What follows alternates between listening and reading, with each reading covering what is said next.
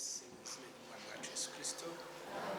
Shima Imana duhaye akanya keza nk'aka ko kuza mu ngoro yayo kugira ngo twese duhuje umutima n'inama dushime izina ryayo.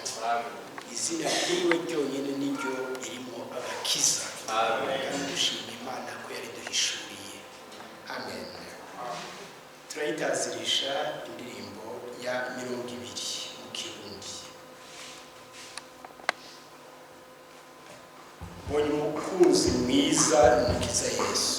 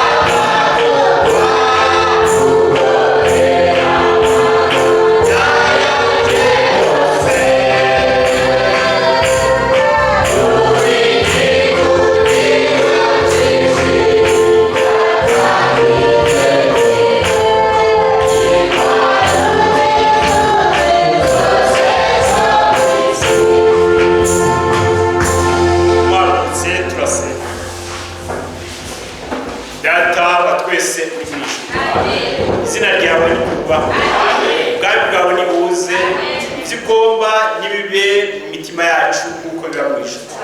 Turagushimiye cyane Mana yacu, urukundo ntangere wadukunze rwatumye wowe ubwawe wambara umubiri ukaza ugufata ikibanza cy'umunyabyaha ugorogota ku musaraba. Ni wowe Mana zima waduhaye kubana nawe ku bw'icyo kimazi cyadutangiwe. None uyu munsi dufise amahoro ku Mana bw'icyo kimazi, kuko umwenda wacu wose warakuweho, ibyaha byacu byose biraharigwa. Umunsi dufise uburenganzira bwo kuza kuri wewe tuzi ko atana kimwe kitwagiriza, kuko byose wabirangije igihe wavuga ngo byose birarangiye. Nibwo burenganzira dufise rero bwo kuza kugushimira Mana z'abarisima zose kuri uyu munsi watugiranye bazima na Yesu Kristo, ukatwicarikana nawe mu bibanza byo mu ijuru, turindiye gucungurwa ku mibiri yacu.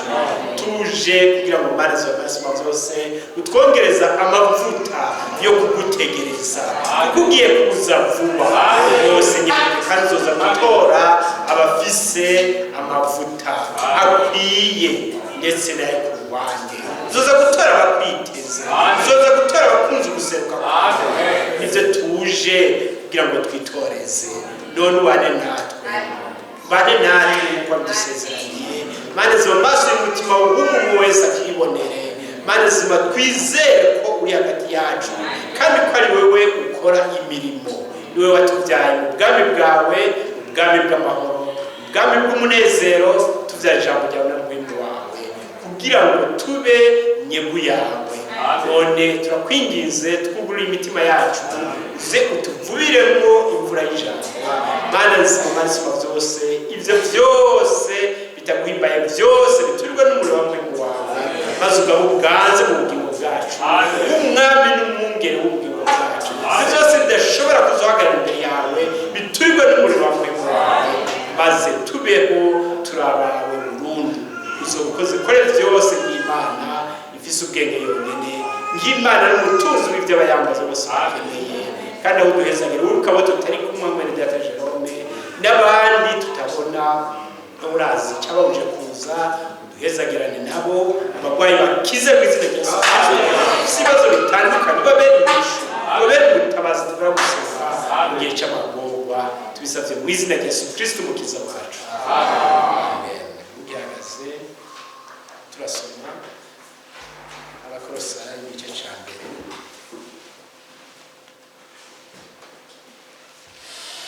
Abakolosayi igice cya mbere.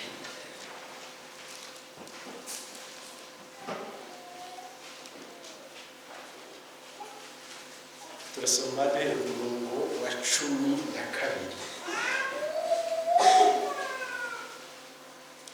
Mushime Data wa twese yabashoboje kuraganwa n'abera umugabane w'umuco, yadukijije ububasha bw'umuzimagiza, atwimurira mu bwami bw'umwana wiwe akunda.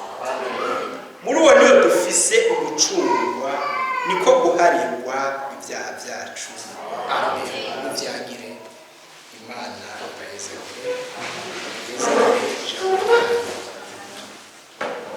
Imana niyo yashikije umugambi wayo, yari dufise umugambi wayo w'ibihe bidashira.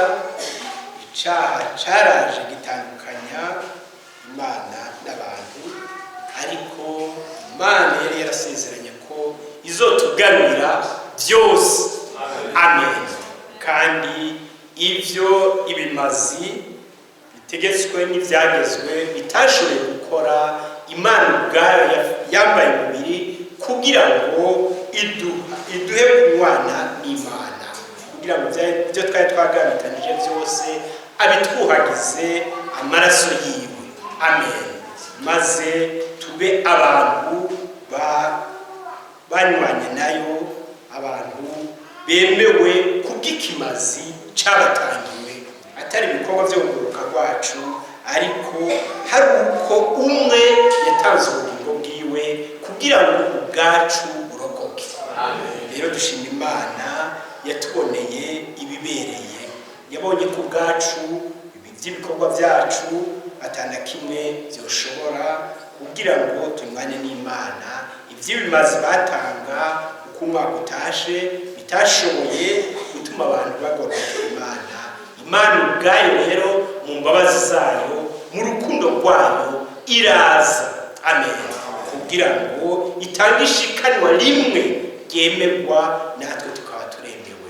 Cyo gituma imitima yacu iruhutse tuzi ko ideni ryacu Imana yaririshe, amen. Cyo gituma imitima yacu iremye tuzi yuko byo Satani byose aza kutwagiriza, turazi ko ari ikiguzi kimwe cyatanzwe kandi cemewe, hanyuma natwe Imana ibiratwemeye, amen. Imana ibahezagire.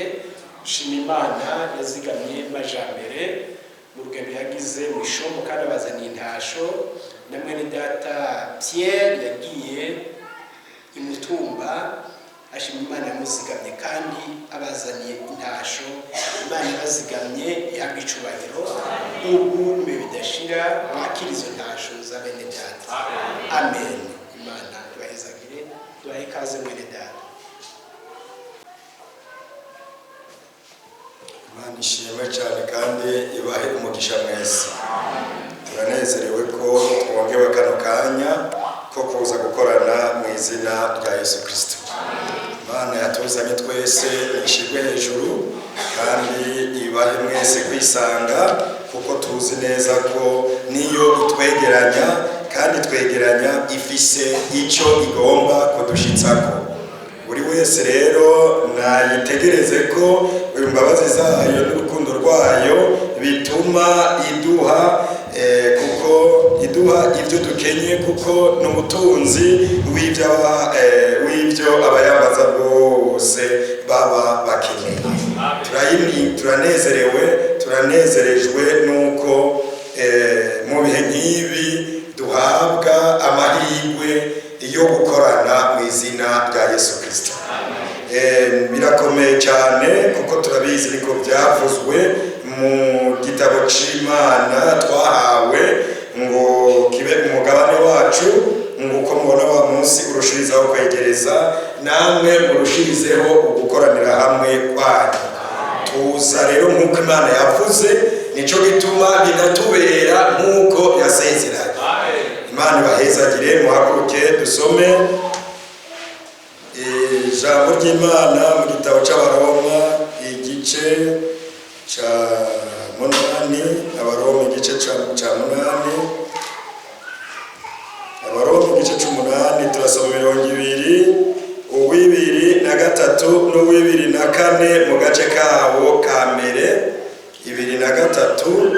Abaroma igice c'8 umurongo w'23 n'uw'24 mu gice cawo ca mbere. Turasoma mu izina rya Yesu Kristo. Kandi si ico gusa, ariko natwe abafise ibyezu bwa mbere bya mpwemu, natwe nyene tunihira mu mitima yacu twiteze gucika abana b'Imana, niko gucungurwa kw'imibiri yacu, kuko twakijijwe mu buryo bwo kugira ico twiteze, amen. Imana ibahezagire mu byagire. Twakijijwe mu buryo bwo kugira ico twiteze, ariko kandi nk'uko byanditse hano uhereye ku murongo w'22 ngo ko tuzi yuko ibyaremwe byose binihira hamwe bikababarizwa hamwe nk'umugore afashwe n'ibise kugeza n'ubu. Uko ibyaremwe bindi biniha, niko tubwiwe natwe ku murongo w'23 ngo abafise umushuzo wa mpwemu bose nabo baranihira mu mutima. Hari ikintu bipfuza, naco ni ikihe? Nuko bakeneye kubona neza ivyabanditswe ko bibashitseko.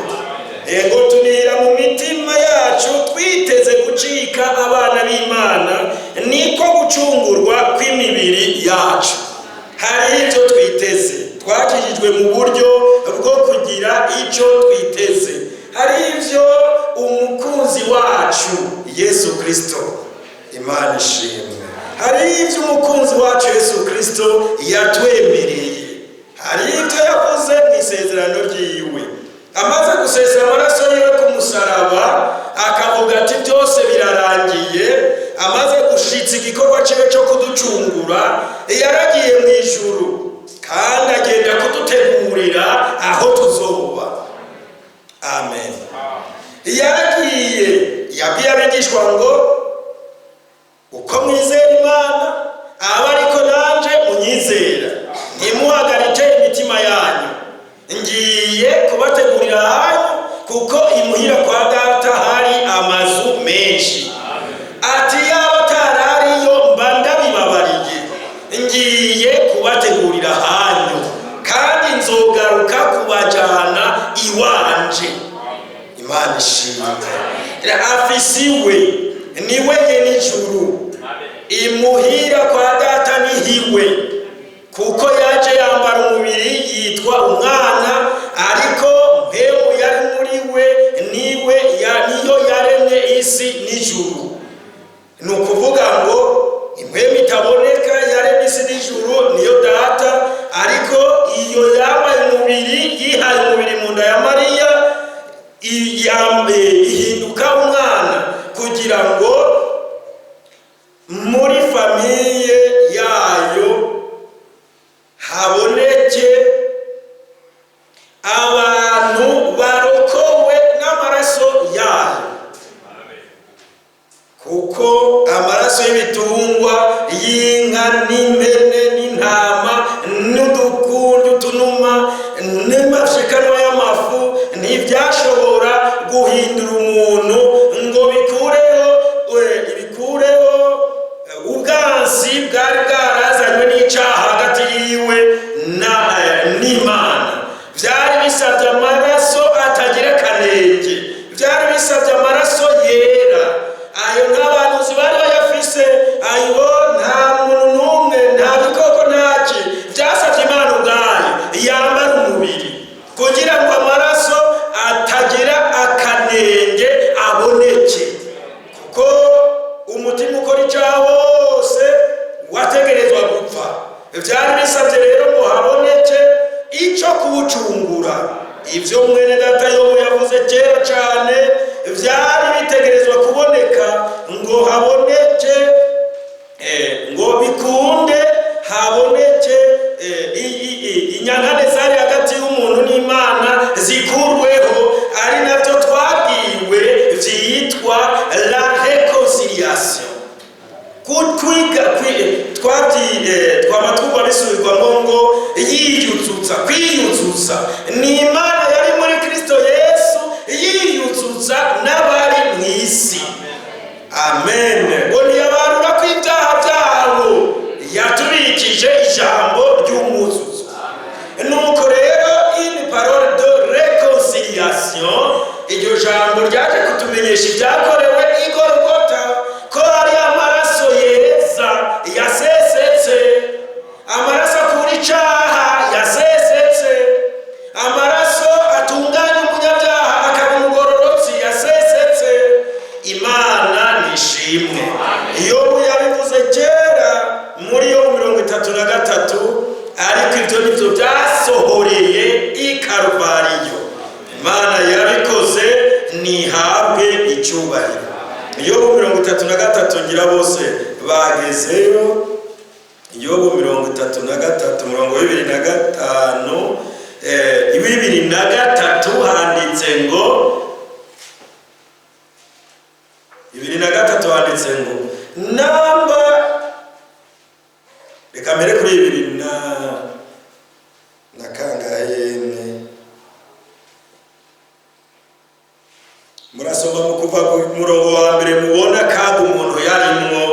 Rero tusome duhereye ku murongo wa 23 handitse ngo namba yoba kumwe n'umumarayika, ariwe mushikirwa umwe mu gihumbi wo kumenyesha umuntu uko akwiye kugenza, niho amugirira imbabazi ati murekure, ntamanuke ngo aje muri rwa rwobo, ndabonye ikimucungura, ndabonye ikimucungura.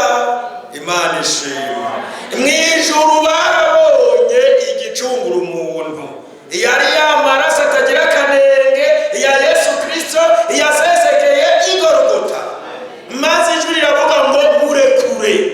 Babandi bari baboshwe bose n'ibyaha, babandi bari mu kaga kabi, bose bari barose uburenganzira bwo gutahuka bagatangaza bati twahindutse abidegembya. Turabidegembya kuko habonetse impongano, ikiducungura carabonetse igorogota. Imana yacu nishimwe. Kristo Yesu yaragitanze, nivyo tubwiwe mu ntangamarara ngo caratanzwe kimazi, mwijuru kiremegwa, aho gitangiwe nabo baba baremewe. Twaremewe, twaratsindanishirijwe, twarejejwe, twaragarukanywe ku Mana. Ivyatumye tubona nabi byaravuyeho, icyaha cyatuma tutakirwa cyarakuweho. Kristo Yesu yaracirukanye, aracikorera ibi byose, arabyikorera, abijana igorogota, abibambayo. Imana yacu nishimwe, Imana yacu nihabwa icyubahiro. Yatugiriye ubuntu, umwami wacu yaraturekuje. Umugwanizi yari yafashe bera kera cyane, upfuye wese cajana nyegeza hiyo, ajana yugaranira ahantu. Kristo Yesu amaze gupfa, barabonye umubiri upfuye, bakibaza ngo biraheze, ariko ntibyari biheze. Muhemu wiwe yaramanutse ikuzimu, aja kurwana intambara, aja kurekuza abera, maze abari babohewe mu ikuzimu na Shetani barugururirwa. Yatse Satani imfunguruzo, kandi yaramuhonyoye umutwe, uko byari byanditse mu Itanguriro 3:15. Umwami wacu yarabishikije. Ni ukuvuga abo yarafise, Shetani abo yarafise bose barasokowe, bakugwa mu maboko yiwe, maze Shetani agaragazwa, atangazwa nk'uwatsinzwe. Il a été déclaré vaincu. Shetani yaratsinzwe, yatsinzwe n'umwami wacu Yesu Kristo. Abera yari yaraboshe barugururiwe. Umwami wacu azutse ku munsi ugira gatatu, abera nabo bazukanywe nawe. Amen. Nico cyatumye ibyo Yobu yari yaravuze, abishuriwe na Mpwemu biba bizima, ngo jeho ndazi neza ko umucunguzi wanje ari muzima, kandi ko ku munsi w'iherezo azohagarara. Amen. Naho inyuma twuguruye yo 33, ariko twigira inyuma tuja mu 19, naho tuzi twese handitse ngo ariko jewe ubwanje nzi yuko umucunguzi wanje ariho, kandi ko kwiherezo ni 25 niho ndiko ndasoma, nzi ko umucunguzi wanje ariho. Yobu 19:25.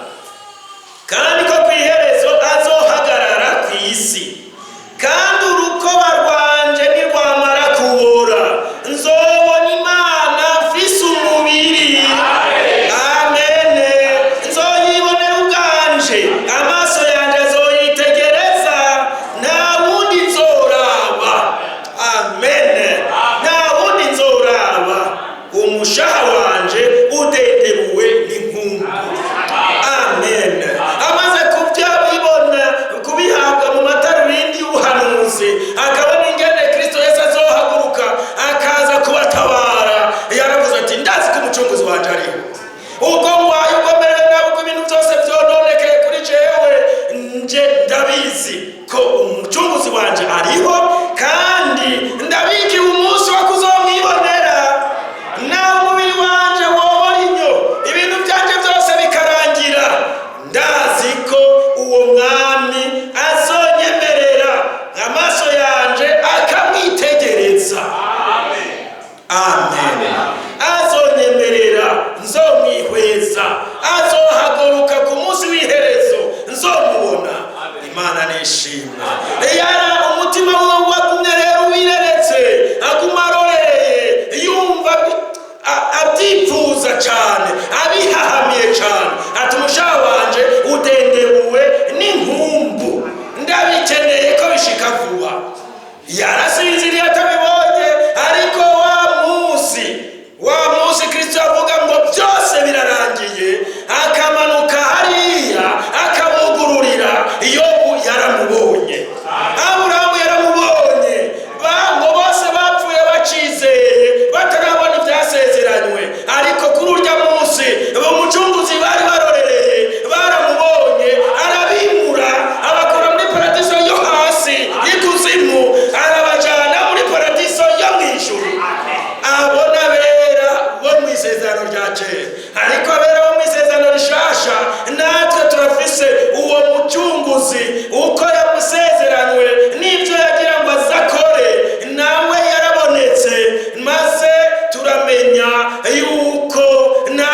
twebwe yaziye. Ibyaha byacu nibyo yabambiwe, imitwaro yacu niyo yishizeko, igihano cyari kiturorereye nico yemeye, aracemera anezerewe, akeneye ko tuboneka. Ubu rero twarabonetse, ariko nubwo twabonetse turacyari mu ntambara, ntiturashikira ibyo twasezeraniwe byose. Yohana mwene data yandikiye abafrere muri Yohana wa mbere igice cya 3 umurongo wa mbere gushika ku wa 3 yanditse avuga amajambo meza ngo murabe urukundo ko rungana data twese yatugiriye, kuko twitwa abana b'Imana kandi niko turi. Nico gituma bisi batatuzi kuko batayimenye. Abo nkunda, murongo wa 2, abo nkunda abona hari abatarashika. Yohana wa mbere igice cya 3 umurongo wa 2, abo nkunda, ubu turi abana b'Imana, ariko uko tuzomera ntikurahishurwa. Icyo tuzi nuko Yesu niyahishurwa tuzosa nawe, kuko tuzomuraba uko ari. Yobu nawe yari yavuze ibisa bityo ngo amaso yanjye azomwibonera. None natwe turabwiwe ngo twitwa abana b'Imana kandi niko turi, ariko uko tuzosa ntikurahishurwa. Turacagenda bose turavye babona umenga turabarundi nkawe, tubabona umenga dusangiye amamuko, babona umenga turasakura, kuba bose umenga byose ni kimwe. Uko tuzosa ntikurahishurwa, ariko hari umunsi turorereye. Nivyo twariko turasoma mu Baroma ca gice ca 8 ngo natwe bafise umushuzo wa mpemu tunihira mu mitima twifuza gucika abana b'Imana, niko gucungurwa kw'imibiri yacu. Byarasezeranywe mu Baroma kino gice ca 8 twahakunze uyu munsi twongere dusome. Byarasezeranywe mu gice ca 8 mu Baroma umurongo wa 29 yuko abamenywe kera bagatoranwa kera hari icyo batoranirijwe kera gushushanywa n'ishusho y'umwana wayo, kugira ngo abe imfura muri bene se benshi. N'umurongo wa 29 niwo dusomye, Abaroma 8 umurongo wa 29.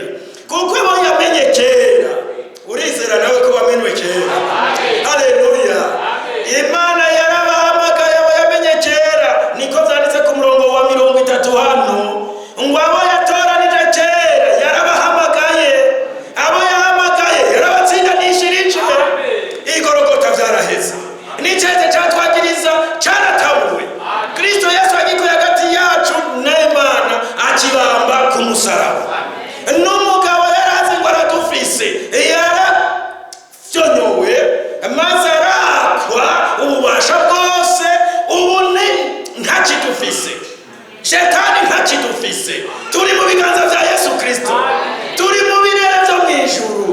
Nubwo batubona tugendagenda ngaha, ihibambewe ntitukirabaha, ntiturabaha, twe iwacu ni mu ijuru. Niho twiteze ko umukiza wacu azopfa, azobaje gushitsa Yohana 14 umurongo wa 3, azobaje kudutora. Turamwiteze kwaza, arinze ashika azokora iki? Ngo azohindura imibiri y'ubufafara bwacu. Wa mubiri ukomeje kugorana, dukunda Imana mugabo kuyigororokera ngo dushitse ibyo twabwiwe n'ijambo ry'Imana byose atakahigihigi. Uwo mubiri azoza awutwambure, twambara uwundi mubiri. Azoza dukure ku mubiri ukengeretse, azoza. Imana ishimwe. Abifilipi 3:40 siko biri byanditsemo, kandi twama tubisubiramo. 3:20 yanditse ngo twe iwacu ni mu ijuru, niho twiteze umukiza ko azova. Niwe mwami Yesu Kristo, azohindura imibiri yacu yo gucishwa bugufi ishushanywe n'umubiri w'ubwiza bwiwe, nk'uko afise ubushobozi bumubashisha kwiganzira byose, ngo bashushanywe n'ishusho y'umwana wayo. Niko twasomye mu Baroma naho ngo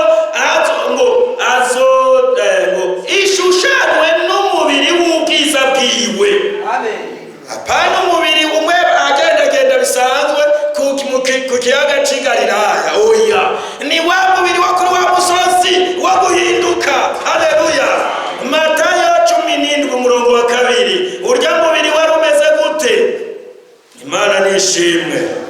Matayo 17 umurongo wa 2 handitseho ngo, Matayo 17 umurongo wa 2 handitseho ngo, akayanganira imbere yabo, mu maso hiwe haka nk'izuba, impuzu ziwe zera nk'umuco. Imana nishimwe. Yarakayanganiye imbere yabo. Kuri wa musozi hari bande? Yohana, Yakobo na Petero. Si bose bariho. Nivyo vyatumye Petero yandika ngo twebwe twari kumwe nawe kuri wa musozi. Ntabwo ari uwundi musozi uvugwa, n'uyu nyene dusomye ngo mu minsi 6 ishize Yesu ajana na Petero, Yakobo na Imene na Yohana abadugana igisozi kirekire ari bonyene. Abadugana igisozi kirekire ari bonyene, akayanganira imbere yabo, mu maso yiwe haka nk'izuba, impuzu ziwe zera nk'umuco. Turarorereye ivyo, tuzosa nawe. Umubiri wacu uzokayangana, tuzokwambikwa impuzu zera nk'umuco. Imana ishimwe. Sinzi ko ivyo umuntu yoba yakubwiye akaroro gasanzwe ku munsi mukuru, yanagusonesheje impuzu akavuga ati nazisonesheje ariko ntazo ndakwereka, turateguye umunsi mukuru w'agakura ku bwa anniversaire yawe, numbaza n'akaroro gato ntanze. Sinzi ko ari umwe muri twebwe abizi neza, tuje kubana ngira ngo abakuze twaramaze kurambirwa na byinshi, abizi ko anniversaire izoba ari agakura n'impuzu nziza cyane n'ibyo kurya byiza cyane, ibocumu ukacumubwira ngo ubu rero no musi ni anniversaire, cugenda kwanyu hanyuma cugenda kwanyu gutembera, uzogaruka hirya y'ejo. Yokubwira ngo ariko mama wibagiwe no musi ko ari anniversaire. None igituma atavyibagira n'igiki? Nuko amaze kumubwira mwaragiye, yarazigeze, mwarazizanye ziri mu muhira, ibintu byose byasumwe yabibonye, n'ama invitation yatanzwe, arazi ko umunsi uza kuba mwiza cyane, n'urungano rwiwe rwose yarutumiye. Nawe ngo ugenda kwanyu vuga ati urandenganije kwamba naho bari byagoranye, uvuga ati pfumutumu wundi jefuse umunsi mukuru. Igituma guma yibuka uwo mwanya n'ivyo byiza byateguwe bigiye kuza kuba muri uwo mwanya. Ivyo byiza aguma kwibuza ngo none ko twavuze saa 8 ngo mbona umenga ntimurahisha, aguma umwanya wose akabuzwa arabisaha, arakeneye ko ayo masaha ashika. Ariyo gakaja muri dusha kipe podoro kuko buryo bwose, kuko avuga ati bose abaza kuzira n'ababuji baja kwaza na yagato ntumbaze uko bigenda kose, jewe niwe baza kuguma baraba na ya mpuzu y'amapendezo bangurira, ndashaka kuza kwitambukira neza. Aguma umwanya wose ababa ashaka ko uwo mwanya uba mubwiye ngo ja kuvoma, agenda nk'umwami kugira acagaruka ibintu bitungane neza. Nta kintu na kimwe kiriho ayoshobora kwemerera ko gituma ataza kuba hari. Ari iby'ibitego bitandukanye byose abitunganya kare kugira ngo ayo masaha aze kuba ari hari. None ivyo ni anniversaire simple, ibintu bito cyane. Hari umunsi mukuru turorereye, umwami wacu adutegekanirije, ni ubukwe bw'aba mwagazi w'intama. Kandi aho tuzoserukayo natwe twapendeje. Imana ishimwe. Byashobora na 19 tuzoserukayo natwe tumeze neza. Ibyavuzwe ngo ushushanywe n'umubiri w'ubwiza bwiwe.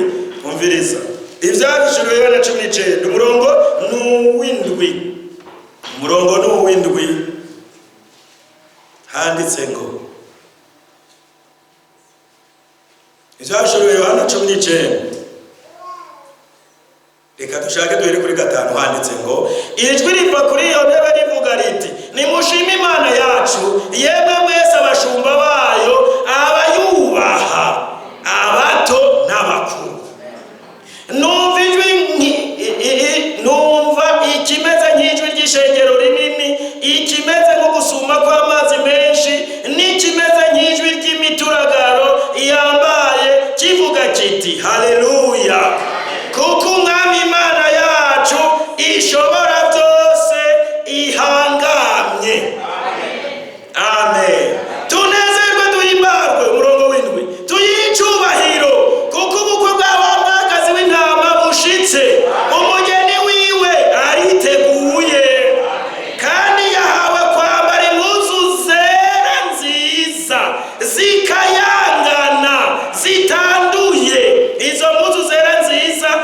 nizo bikorwa byo kugororoka byabera. Uwo munsi uzogera umugeni ashajije, uzogera umugeni akayangana, uzogera yambaye ibisa, yambaye impuzu zisa n'iz'umukwe. Amen. Azoba yashikiriye ibyo yabwiwe n'umukwe ko bizomubako. None ko wa mwana twabwiwe ngo agumarire tujya munsi gushika, mbega umugeni we akwiriye kumera ate? Imana ishimwe. Umugeni akwiriye kurereka ate uwo munsi gushika? Ko mbona tubwiwe ngo uko tuzomera ntikurahishurwa, ariko niyahishurwa umwami wacu Yesu Kristo tuzosa nawe.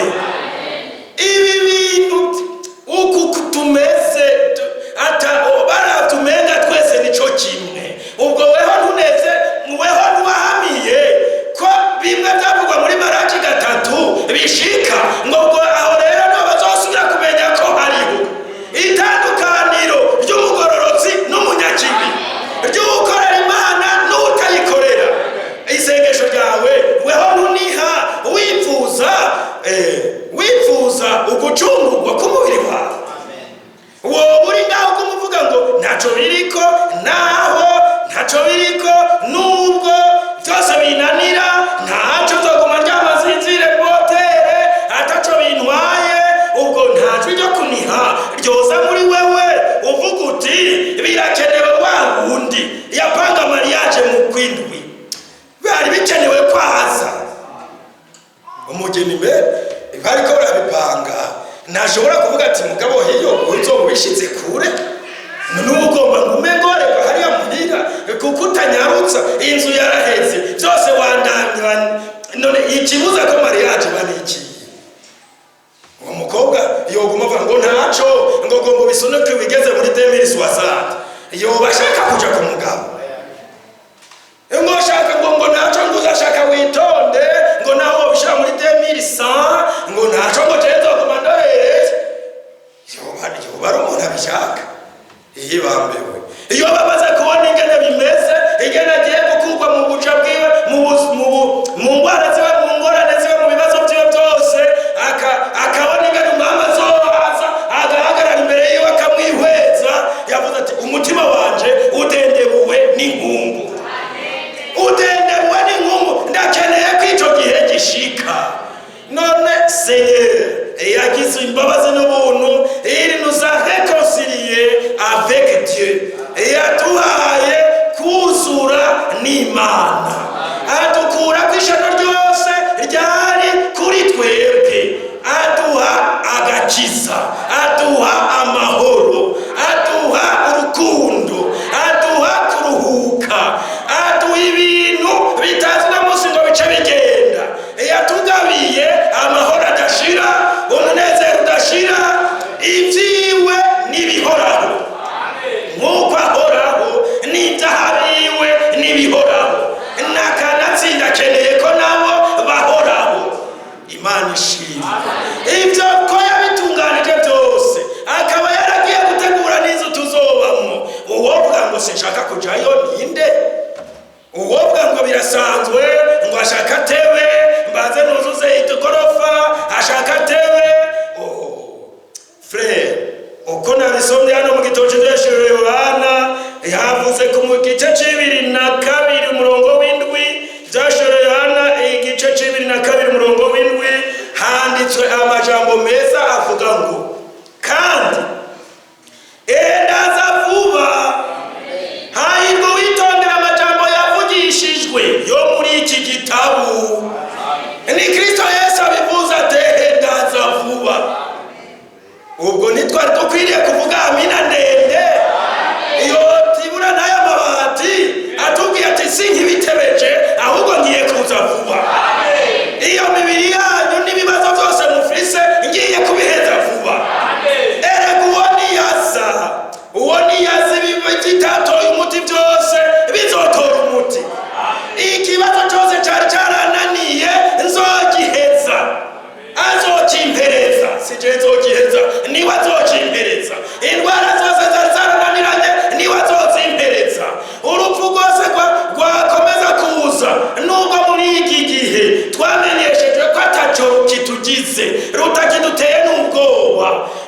urupfu azorumira niyozwa. Ibyo rukora ubu ruradutwara rukaduha rifiti rukadushikana mu gikiriza kwa Aburahamu, ariko abasigaye tukabanza kubabara kuko atuvuyemwo tukumva biratugoye. Ico gihe agafuni gahamba kandi kazosubira kuboneka. Rekorteje finere niyo mirongo y'amamodoka aragenda aravuza amapipi amasone yadanja yerekana ko batwaye ikiziga. Ayo mamodokari ivyayo bizoba biheze. Rabera tuzohabwa kuduga. Turiko turaduga tuzovuga ngo warupfuwe, inzinzi yawe iri hehe? Haleluya. Ndashaka kumwamaza. Aravuze ngo ndaza vuba. Natwe katwishure nk'uko vyanditse hano inyuma. Vyashoye 22 yavuze ngo ndaza vuba, murongo w'ibwa 20 uvuga ngo ubushingira inahivyo aravuga ati egome ndaza vuba. Reka natwe twishure tuti urakaza mwami Yesu. Urakaza turagukeneye. Wewe watugiriye neza, ni wewe mukiza, ni wewe mutabazi, ni wewe mucunguzi, ni wewe mahoro yacu, ni wewe watwujuje n'Imana, ni wewe ufise byose mu biganza. Ariko agera igihe ukamenga sihuri, tukarwana intambara umenga uri kure. Nuze Senyeri Jesu, nuze turagushaka. Bavuze bati urakaza mwami Yesu. Ico babariyano bose bakareka gutangura gusimbagiza utuyoya, bavuga ngo reka mbanze ndagakuze ngo nze ndonke n'umukwe canke ndonke n'umwuzukuru. Ivyo ntaco bimaze. Iki kimaze nuko uyu yatugomboreye byose igorogota yoza maze byose umugabane ukungana bose tukawuhabwa ushitse. Imana nibahezagire, ibahe umugisha. Inkuru y'Frère Branham yatugwimenyesheje y'uwitwa Sam, we ari umuntu esclave, ariko yumva ubutumwa bwiza anyengeterwa n'ibyo Kristo Yesu yakoze ku igorogota ku musaraba. Atashabwira shebuja ati je suis libre. Bati uwo mugabo agira guhumuke, atanga kuvuga ngo aridegembya nk'uko abazungu iyo bumva turiko turavuga ngo turikukiye. Ibyo byose muri bo baca bahungabana kugeza n'umunsi vyabereye, vyabaye ibintu bimeze nk'ibateye bibatunguye. Murabone n'amasene yose yagiye araba mu bihugu byose byikukiye, no kuvuga ko bikukira ababaganza badashaka. Uwo mugabo ati ariko yari umukristo, ati bimeze bitewe kuvuga ngo ndidegembya. Nawe ati Imana ishimwe, ndidegembya nabohotse ku caha no ku rupfu. J'étais délivré du péché et de la mort. Isama arabishingira inati ni koko ate vyanje igihugu kandi ubu ngiye kuzoguma mvuga ubutumwa bwiza bw'ivy'Imana yankoreye. Uriya mugabo aterega nanje n'umufresha. Kumbe wewe wahuye n'agakiza tae. Ko wahuye n'agakiza rero ndaguhaye umwidegemvyo. Ntuzosubira no kubohwa mu mubiri. Genda utangaze ubutumwa bwiza hose. Amen. Uwo mwidegemvyo arawaho arakorera Imana gushika asazira mu kazi. Nyuma aragwara agera naho araba aragenda. Agiye kugaruka asanga bose bamukikuje. Ati ntimumbareye ko ngarutse ngaha, ntimumbareye ko ngarutse ngaha. Sinzi ko mwakurikiranye tuvuze. Yaragiye kuma tuvuga ngo umuntu ari muri koma. Babona ari muri koma bose baregerana. Bati babona aragarutse. Bati ngarutse ngaha gukora iki? Nabo bati warakoreye Imana nta probleme. Wewe urabikiwe igitsibo n'umwambaro. Wa mwambaro ukayangana. Nabati ivyo nabo bimbwiye naco bimbwiye. Ico nkeneye no kwibonera ujya mukiza yacunguye. Uco ashaka no kumuraba. Imana ishimwe. Mwibuke Frère Branham odoradido nawe yaragiye arerekwa byinshi. Ivyo Yobu yavugishijwe twasomye ku 33 umurongo tutashitseko. Yabonye Frère Branham nawo wabaye muzima kuko bayabona bose bamusimbira ko umujene agakora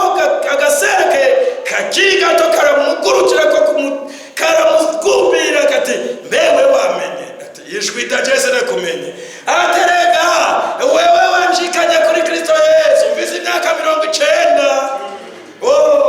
yara gakecuru kabatijwe mu mazi ngira ngo bigorana n'ingene bakavyura bagakurayo ariko uwo munsi Branham yakabonye kafise ubu itoto rihoraho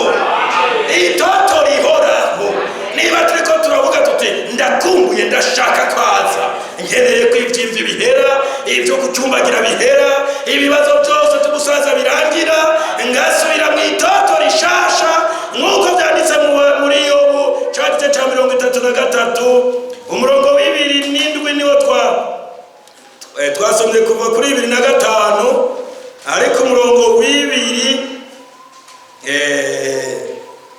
twasomye kuva ku murongo w'2:3 ariko umurongo w'2:5 uvuga ngo umubiri wiwe uzotonyanga itoto kurusha uw'umwana azokwiyubura abe nko mu minsi yo mu buto bwiwe inde wa undi yaronka ikimucungura inde umwe yuzuzwa n'Imana inde umwe yakijijwe ni wewe ni jewe twasezeraniwe umubiri utonyanga itoto karya gasere kanezera no gusimbagurika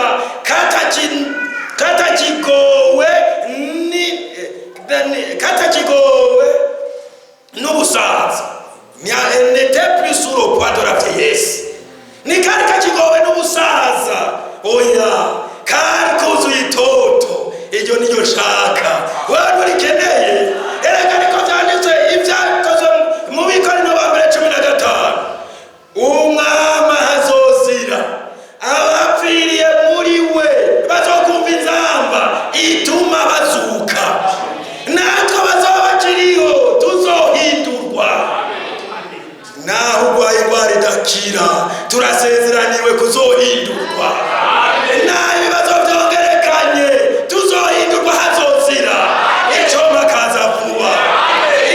kaza vuba birakenewe ko abafurere basere tubaho tuzi ko uwo mwami yasezeranye akaduha ibyo atugomboreye byose igorogota naho tutarabibonesha amaso byose uko tuzosa ni kurahishurwa ariko niyahishurwa niyaseruka tuzosa nawe ibyo byose tuguma tubwirwa n'ijambo ry'Imana ko ari iby'iwacu ushobora kuraba ukabona umenga hari intambwe igutandukanya navyo uwo munsi ico kirere kizoba gikuweho byose tuzobironka tuzobibamwo tubigenderemwo umwami azoza atujaniwe atwicarike kuri arya meza Imana himbazwe atwicarike turye tunywe tuhimbarwe atangorane n'imwe ikiriho umwami wacu ni mwiza yaraje asesa amaraso yiwe kugira ngo atugomborere ibyankenerwa byose hakeneye ko umwizera ndamwizere tubeho twuzuye ishimwe tuzi ko agiye kuzira ukwasa niko natwe tuzosa niko nivyo vyatumye Yohana yandikira abafurere muri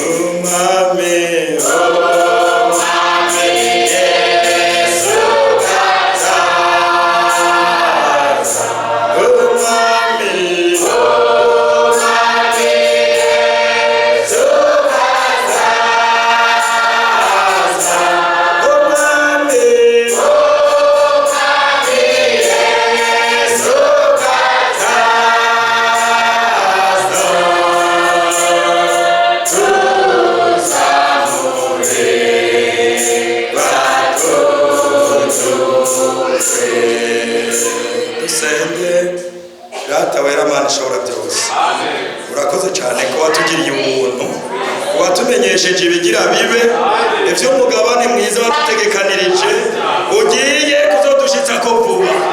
Imitima yacu irabitifuza, imitima yacu irabikumbuye. Uyu mugabane wawe mwami wawutugeneye ku buntu, urawutugomborera igorogota. Turagomba mwami kwibona dufise ivyo watumenyesheje vyose ko bizotubako. Ico gituma tugusaba ngo duhe igihagararo c'utegereje, uduhe gutegereza iminsi y'ukuba kwacu dusigaje, uduhe gutegereza, uduhe guhagarara dushikamye mu vyo watumenyesheje.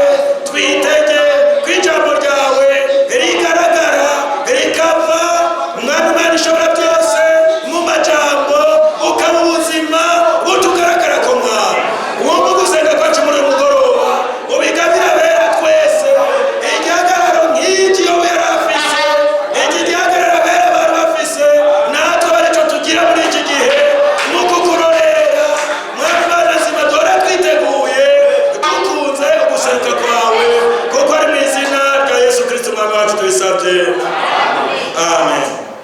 Bene data se ahera byagire shimira Imana yavuganye natwe mu ijambo ryayo kandi ibyivuga ni ukuri kandi ibyo yadusezeraniye irabifise kandi igihe kigeze izobishitsa byose tubyibonere umwami wacu ibihe bidashira, amen. Imana ishimwe cyane. ibyo Imana yadusezeranye irabifise kandi abayo iraheza ikabaha kugira ngo babirunguruke baheze imitima yabo ireme baremeshwe n'abandi. Nico bituma umuhanuzi Imana yatungikiye muri kino gihe yamushoboje kubona umugeni, araheza aramubona uko muri data yabivuze, iby'impuzu zikayangana yarabibonye, ibyo bashiki bacu bazaba bafise imishatsi myinshi bishika inyuma mu bitugu, ivyo yarabibonye, kandi umushatsi w'umwizigirwa Imana yaramutwaye irabimwereka. Hanyuma baraza kugira ngo babitwemeze, kugira ngo tumenye ko tutakurikiye ivyiyumviro by'abantu, tutakurikiye imigani y'abakecuru, ariko ivy'Imana ivuga mu ijambo ryayo n'ukuri. Hahirwa nk'uko babivuga mu Byahishuriwe Yohana igice ca 1:3, wahiriwe usoma, hagahirwa abumva ivyanditswe muri kino gitabo cyo Byahishuriwe, banyuma bakavyitondera, kuko igihe ari kigufi. Igihe ni kigufi nyewe kugira ngo ibyo twizeye tuze tubibone imbona kubone, bibe umunezero wacu w'ibihe bidashira. Cyo bituma dukwiye kunezerwa cyane, kandi dukwiye kwama dusenga Imana kugira ngo idushoboze ibyo tubibone imbona kubone, bibe mu bugingo bwacu, bibe ivy'Imana yashikije mu bugingo bwacu, maze umunezero wacu bube uwuzuye, tubeho tunezerewe. Uko Aburahamu nawe amaze gusezerana umwana azoba samurago byatunze, yaranezerewe nk'umaze kumuronga. Ivy'Imana yatuvuze ko n'ukuri kutagabanije, igihe kigeze umuntu wese azovyibonako, hanyuma ashima Imana. Amen. Duhagurutse turaheza dusenge, dusezerane, twiragize Imana. Data wa twese wo mw'ijuru, twongeye gushimira cyane Mana z'abarisi mazozi kwijambo ryawe ari ukuri, kandi niwo kwibera maso ijoro n'umutaga kugira ngo uridushitseko. Turagushimiye cyane ko ari zishuriye, none uduhe imitima iri kunda kuruta ibindi byose, kandi atsinda ubwawe wavuze ngo isi n'ijuru bizokurwaho, ariko ijambo ryanje rizokwamaho bidashira. Turagushimiye cyane ko ari byo watuhishuriye muri kino gihe cacu, kugira ngo tugendere mu majambo yakengeka abantu, ariko tugende mu ijambo ry'ukuri, ijambo rishura. Arakoze cyane, none urituzigamiremo ubwambene wawe, tugende dukuzwa naryo, twezwe naryo, dukugwe kw'amarabaga yose, maze niwaza kudutora udusange dusa nawe, atagasemba atamarabaga dufise. Urakoze cyane kuri ku murimo, kugira ngo uheraheze umugambi w'agakiza wo wateguye kuva isi n'ijuru bitarareba. Urakoze cyane bana, natwe tugiye gutahuka, tuzigame, turinde amasanganya mu nzira, birere Mana zima ni ubigaba, duhe ikirere ciza, dushobore gushika mu ngo zacu amahoro. Kandi wibuke mu byatangomera kiza, Mana zima ni mu rugendo, uzigame, ubere udereva, amaje n'amazi, ikiganza cyawe c'ubushobozi kibe hejuru yiwe. Tubisavye tukwizeye mu izina rya Yesu Kristo umukiza wacu. Amen. Mujana n'amahoro y'Umwami wacu Yesu Kristo. Maranatha.